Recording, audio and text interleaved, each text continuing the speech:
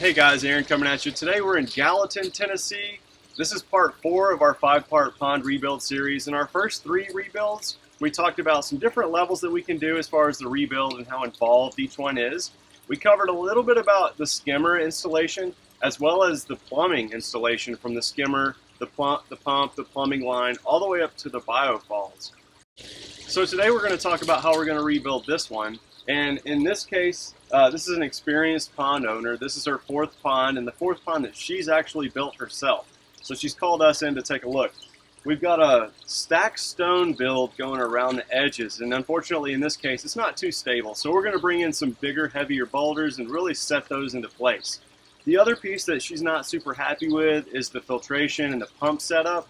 We've already pulled 3 pumps out of this pond setup. There's about 3 more in here, some of which are functioning and working and some of which are just extra parts laying around. We also have external canister filters, which we're not really fond of.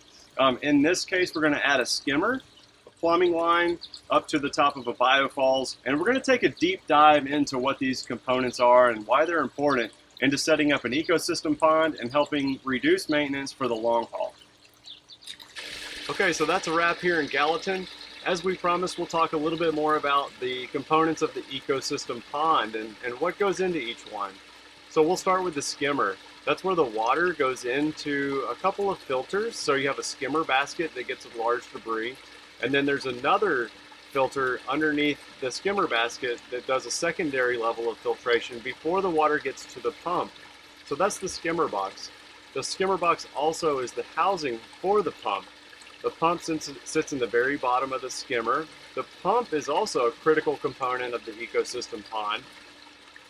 The pump sends water up to the waterfall, and it goes through a series of filters up there as well. And the biofalls is what we call that. And there's a couple of media pads in there, as well as some bio balls, which help cultivate beneficial bacteria growth. Beneficial bacteria is critical for an ecosystem pond because beneficial bacteria breaks down organic matter and it helps it break up on the bottom of the pond floor. Fish are also an integral part of the ecosystem pond. They eat string algae and they eat some of the debris on the bottom of the floor of the pond as well. The rocks and the gravel on the bottom of the pond floor are an integral part of the ecosystem pond.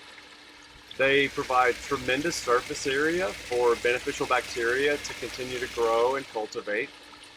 And then plants, finally, probably one of the most important pieces, they absorb the nutrients that algae needs to grow. So plants being in the pond, which we've added a couple here, help to reduce the amount of growth that you'll experience from algae. So that's the components of an ecosystem pond.